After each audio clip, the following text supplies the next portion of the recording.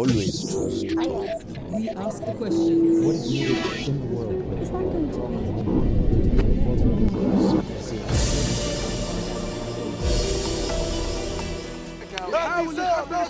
be? Around the world, young people in particular, mobilizing. But for what? What are they saying? What exactly do they want? From Tunis to Bahrain to Wall Street, they know how to use social media to come together. But beyond all that, some say no coherent ideas. But there is a deep-seated, unsatisfied yearning to speak plainly and freely about the big basic issues. What is freedom? What is right? And what is wrong? Even though I'm free, I'm not free to violate the law of nature. I'm not free to take my own life or to sell myself into slavery. I think there is a great hunger around the world for serious debate about big ethical questions.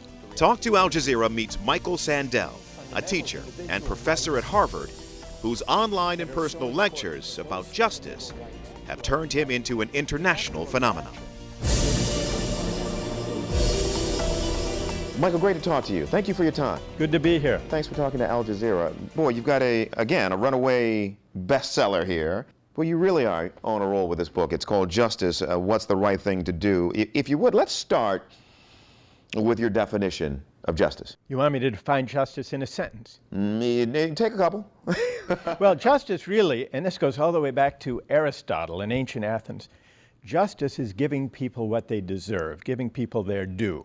The real controversies arise, of course, when it comes to figuring out who deserves what and why. That's when we start arguing about rights, about equality and inequality, and about what we owe one another as citizens. I see. So is justice the same wherever you go in the world?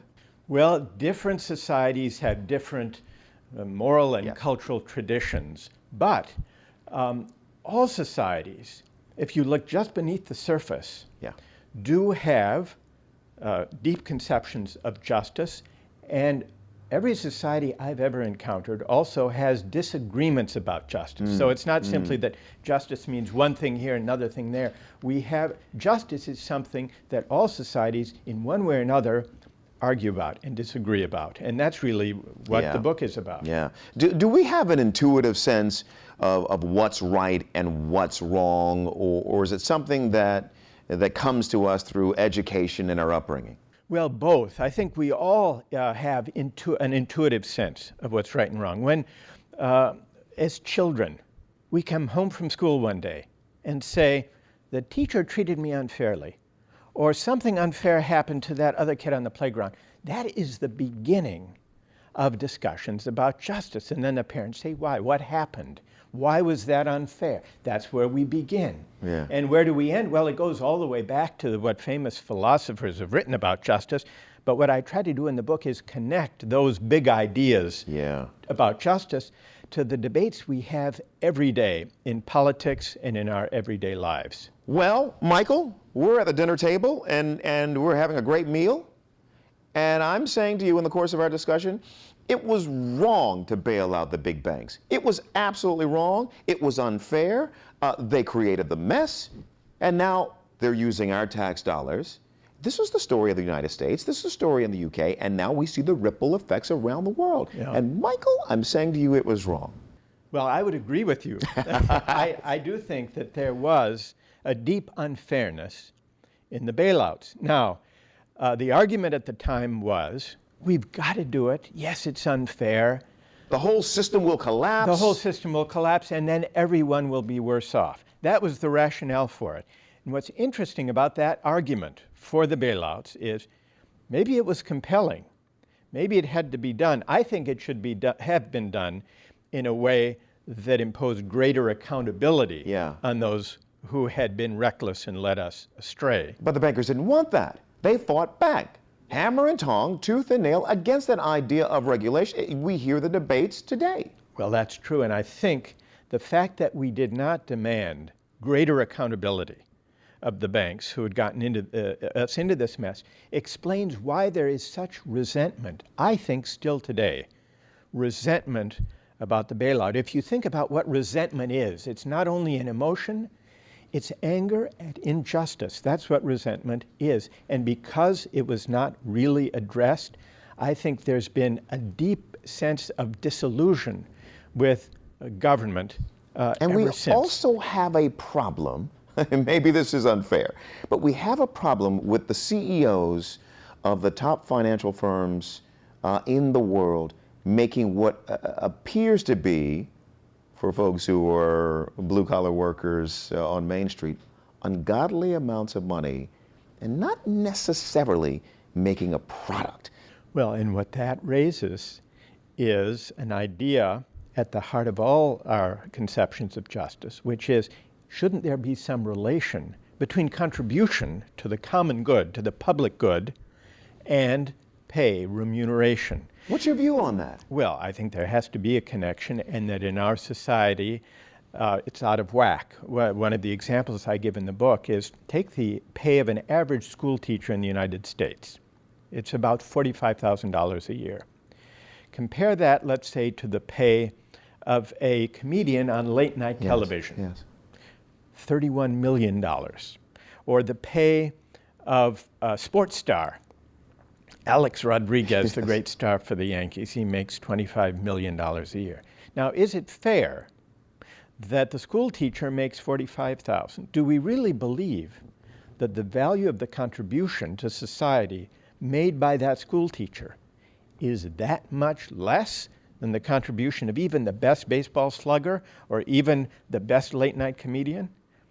It's hard to justify from the standpoint of fairness. And I think that's also a source of disagreement and sometimes resentment. Your class is extraordinarily popular. This book is being well received around the world. Can you explain to us why, for example, you're experiencing such success in Asia? Can you explain that?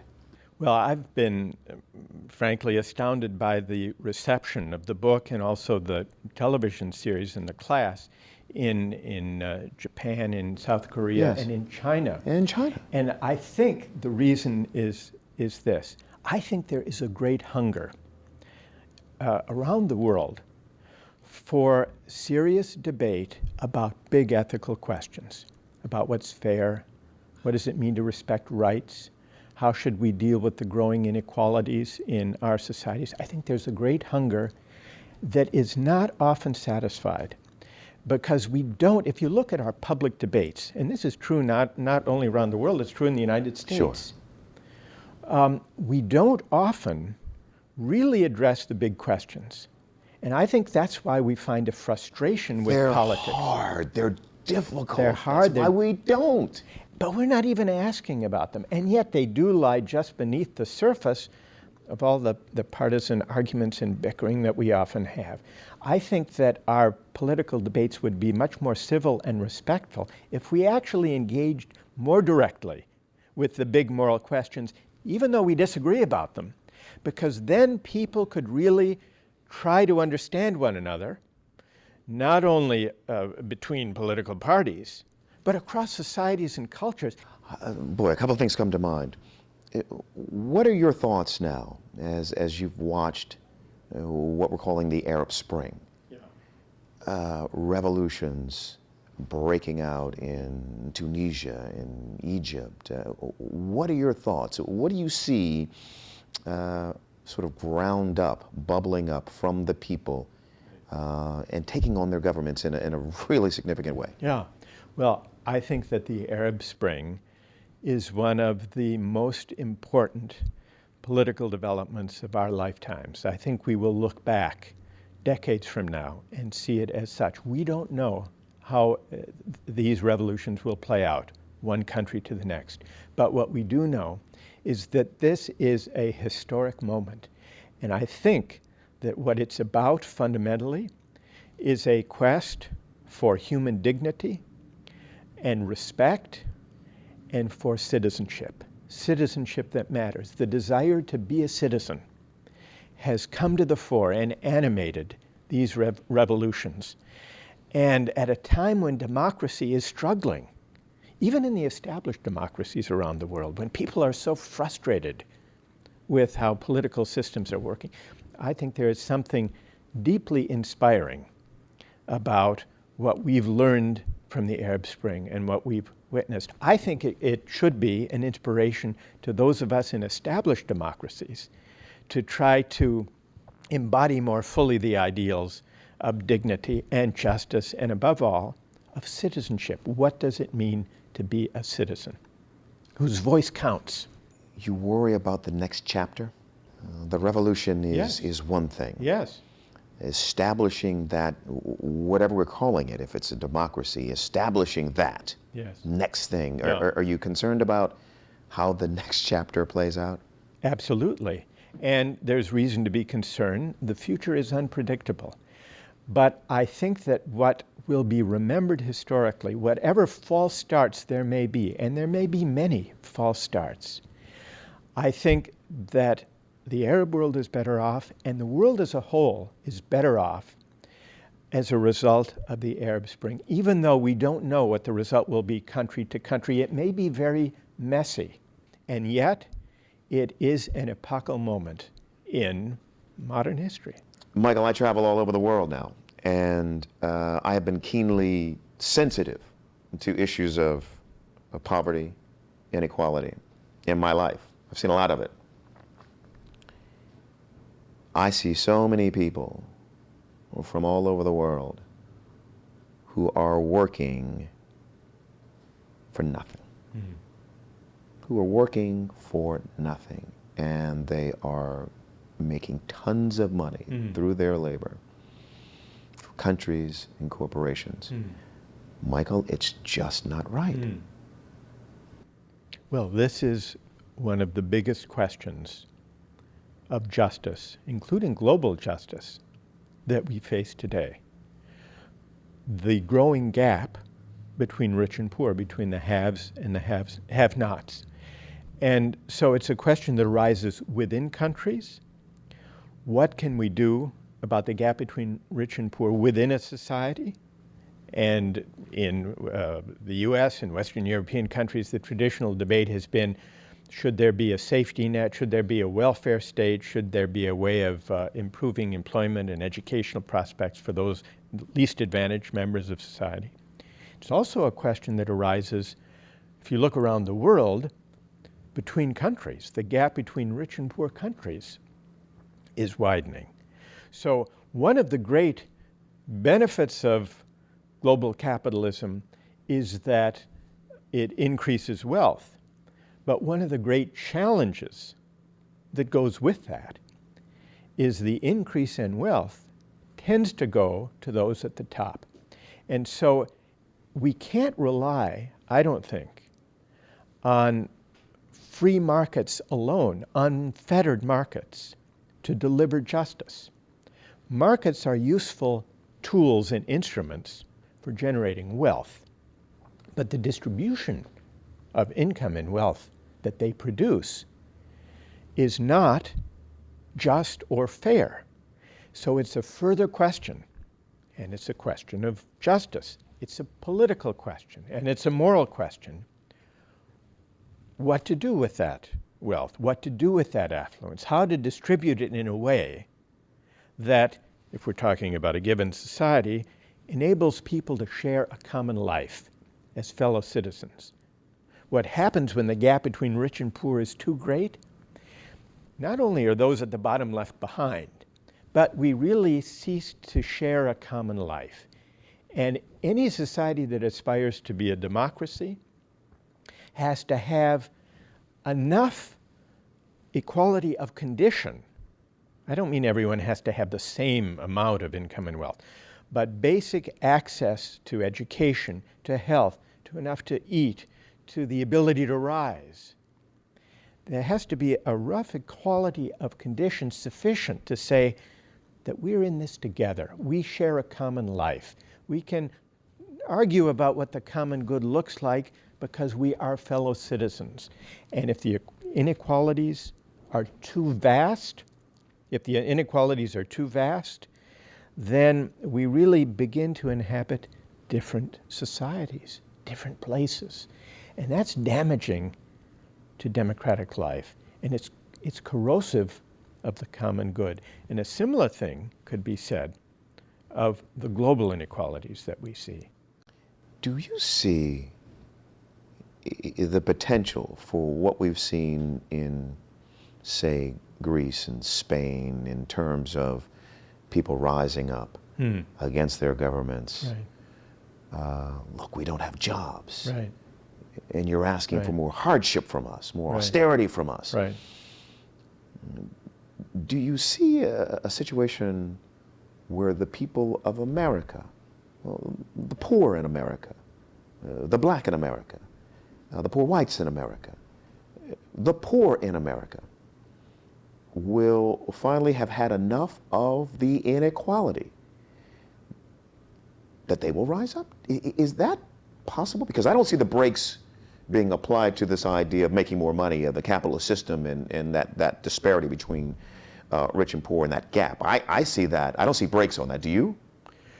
Well, traditionally, the restraint in the American political experience, the restraint on excess power and wealth being concentrated at the very top, the traditional restraint on excess have been various social movements that have led to reforms. The populist movement in the late 19th century was one, and then the progressive movement in the early 20th century. And gradually a new social contract is struck. There's a renegotiation of the social contract. One of the striking things about our period, if you look back over the last few decades, is that there has been great accumulation of wealth at the top, and there has not really been a renegotiation of the social contract, so that those in the middle class and below have not really shared in the fruits of the affluence that has come as a result of global capitalism over the last 3 decades. So I think what we're missing, what we very much need, is a robust public debate about questions of justice, equality, and inequality, and the shared obligations we have to one another as fellow citizens. You're a dangerous guy. You're one of these thought guys. You're dangerous. And here you are on one of the major institutions on campus here, and you're this guy who is encouraging folks to think critically. Give me, because we say that phrase so much, critical thinking. What does that mean? So that we all have some kind of a sense of a working definition, at least from your mind, Michael, of what it means to think critically. Well, what it means to think critically is to reflect seriously on our own moral and political convictions. It's to figure out what we believe and why. Now, I have the privilege of teaching young people between the ages roughly of 18 and 25 years old. And I've had a chance to speak to them and engage in dialogue with students, especially university students, now all around the world. I think at that age, roughly when you're in college or university, there is a special kind of moment of openness. A window is open to critical examination and self-examination about fundamental convictions on questions of justice, what's right and wrong, how to live a life. So my privilege is to be able to engage in discussion and learning with students, young people, at a time when that window is open. When we get older and go about our lives, we have other preoccupations. It's still possible to critically reflect, to figure out what we believe. But the age really roughly of 18 to 25, that's a special time. And there is, I think, a special openness to even a sense of exhilaration about figuring out what we really believe on fundamental questions of values, of justice, of rights, of equality, of civic virtue, of mutual obligation of citizens. And that's a powerful moment. I can imagine. It's a powerful moment. Yeah, it is. It is also a moment. Now, I've said it's young people. it's also a moment that was experienced by those people who gathered in Tahrir Square. In rare moments in politics and in history, entire populations experience a chance critically to reflect, collectively to gather, and to aspire to self-government. It's rare. In the life cycle of a person, it tends to come roughly at the age of college student. How is it that powers, even superpowers, we're marking the decade, the 9/11 decade, 10th anniversary of the attacks on September 11, 2001. And there's been so much discussion about the impact of those events on the rest of the world. And so much of the really tough debate has been about the war in Iraq. How is it that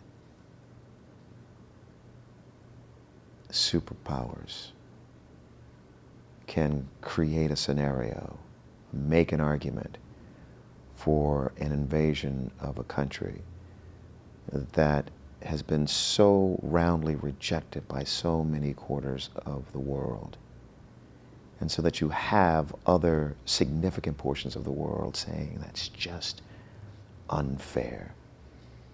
Does that ever come up as a line of discussion in your talks? Well, it does, and there are deep disagreements around the world about America's actions in the aftermath of 9/11. There are also, as you well know, deep disagreements within the United States about those policies. And so when I say I think that what we need is a kind of global public discourse, global civic discourse, one of the things that I think we might learn from that kind of global public discourse would be that it's not as if people in one country have one view and people in another country have another, and there's a clash. There are differences in cultural perspectives, to be sure.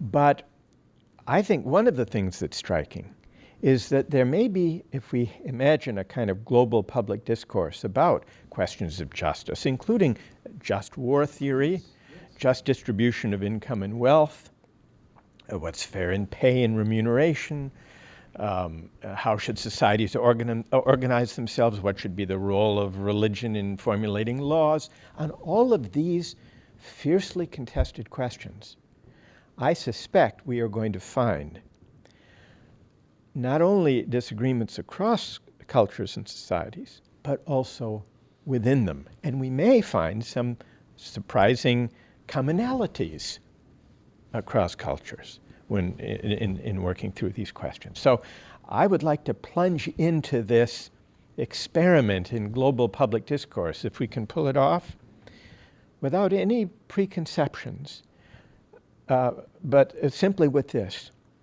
a willingness to question and to listen.